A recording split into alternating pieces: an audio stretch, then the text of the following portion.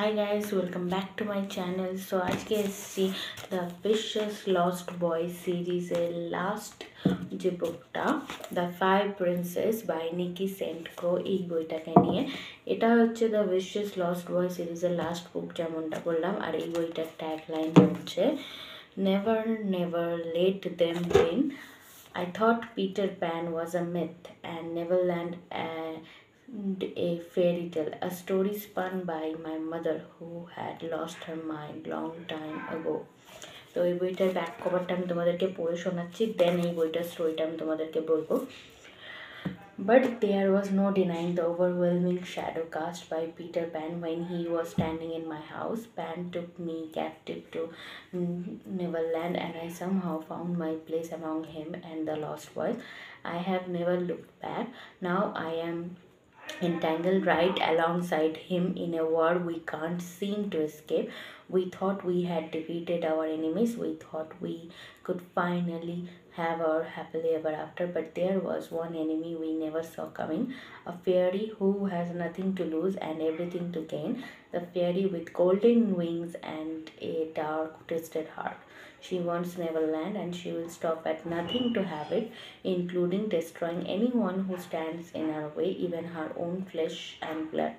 তো এটা পরে তোমরা কিছুটা বুঝেই গেছো যে এখানে কার কথা বলা হচ্ছে। আমরা যে থার্ড বইটা আছে সেটাতে আমরা দেখতেই পেলাম যে টিঙ্কার বেল সে এসে গেছে এবং সে এসেছে, এখানেই আমরা থার্ড পার্টটা শেষ হতে দেখেছি। আর পিটার প্যান ওখানে টিঙ্কারবেলকে মারারও চেষ্টা করেছে, ঠিক সেম ট্যাকটিক্সটা ইউজ করেছিল যেটাও আগে, যে আমি ফেয়ারিজে বিশ্বাস করি না, এই কথাটা বলতেই নাকি ফেয়ারিজরা মরে যায়। বাট এই কথাটা বলার পরে টিঙ্কারবেল মারা যায়নি, উল্টে টিঙ্কারবেল পিটার প্যানকে একটা কী বলবো খঞ্জর টাইপের জিনিস দিয়ে স্ট্যাপ করে এবং সেখান থেকেই এই বইটার ওপেনিং হচ্ছে।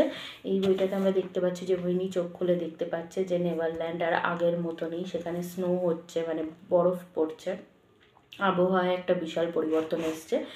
এবং তারপরে ওয়েন, ক্যাস, ব্যাস, উইনি এরা ডিসকভার করে যে পিটার প্যানকে কেউ আঘাত করেছে এবং সে আর কেউ নয়, সে হচ্ছে টিঙ্কারবেল। এবার প্রথমে তো ক্যাস আর ব্যাস বিশ্বাস করে উঠতেই পারে না যে এটা তাদের মা, আর তারপর ওদের মাথায় মানে ওরা বুঝতে পারে যে হ্যাঁ এটা সত্যি।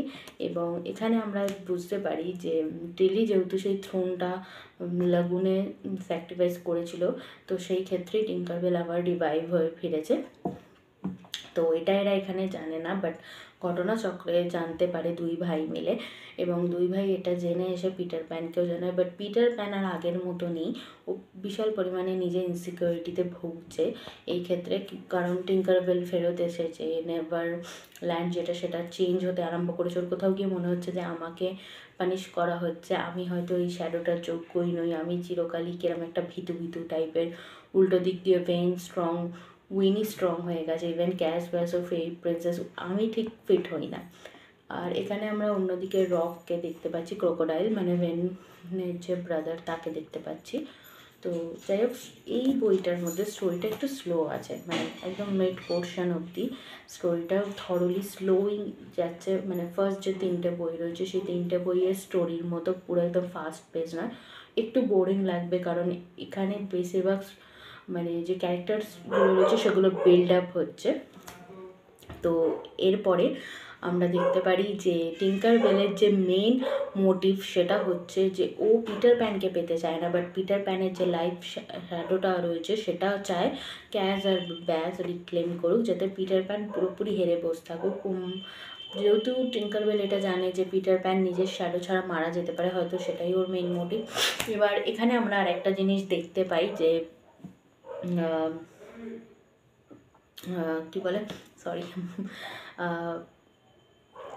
পিটার প্যান নিজের ক্যারেক্টারিস্টিক্স নিয়ে একটু মানে ক্রাইসিসে ভুগছে, ও নিজের অস্তিত্বটা জানতে চাইছে। আর আমরা এখানে জানতে পারি যে পিটার প্যানকে যেরকম গডলি লাইক বলা হতো, রিয়েলে ও একটা গডই, বিকজ আকাশে যে সেকেন্ড স্টার আকাশে অল টাইম থাকে সেই স্টারই পিটার প্যানকে জন্ম দিয়েছে। এবং পিটার প্যান এর শ্যাডোর কোনো দিনই প্রয়োজন ছিল না। সেটা কীরকম, যখন টিঙ্কারবেল ঠিক করে যে সে তার নিজের ছেলেদেরকেই এই উইংসগুলো দেবে বা এই লাইফ শ্যাডোটাকে দেবে, তখন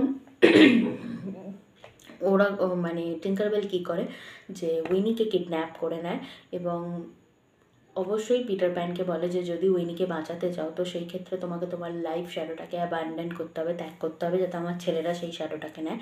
এবং সেটা অবশ্যই পিটার প্যান করে উইনিকে বাঁচানোর জন্য। এবং তারপরে ক্যাস আর ব্যাস নিজেরা নিজেদের উইংস ফেরত পেয়ে যায়, বাট ওরা প্রচুর মানে প্রথম থেকেই গিল্ট ফিল করে, কারণ ওরা কোনোদিনই চায়নি।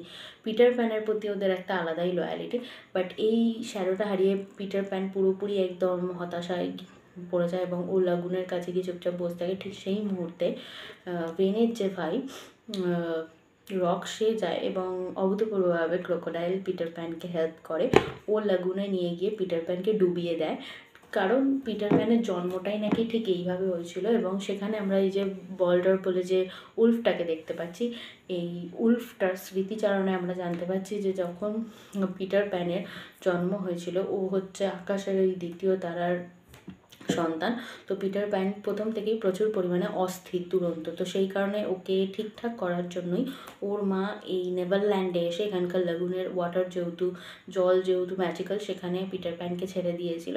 এবং এই লাগুনই পিটার প্যানকে স্থির করার জন্য শ্যাডোটা ফার্স্ট অফ অল দিয়েছিল। বাট ওই শ্যাডোটারও কোনো দিনই দরকার নেই, বিকজ ওর নিজের একটা নিজস্ব লাইট রয়েছে।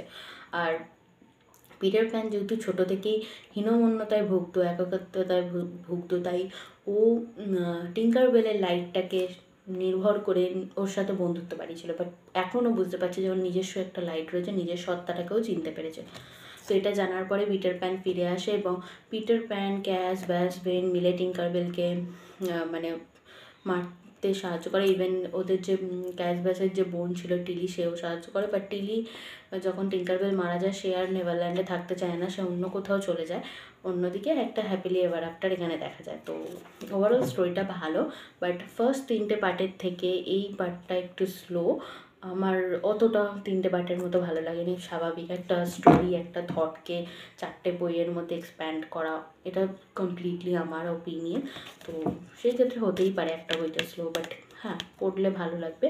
আর এখানে ক্যাপ্টেন হুক একদমই নেই, যেটা আমি বলতে চাই, কারণ লাস্ট পার্টটা পড়ে বুঝতে পারছি যে একটা আলাদা স্পিন অফ নোবেল নিকি বের করেছে, সেটার নাম হচ্ছে দ্য ডিভোরার অফ ম্যান। সেই বইটার মধ্যে আমরা ক্রোকোডাইল, ওয়েন্ডি আর ক্যাপ্টেন হুকের ট্রায়াঙ্গেল লাভ স্টোরি জানতে পারবো।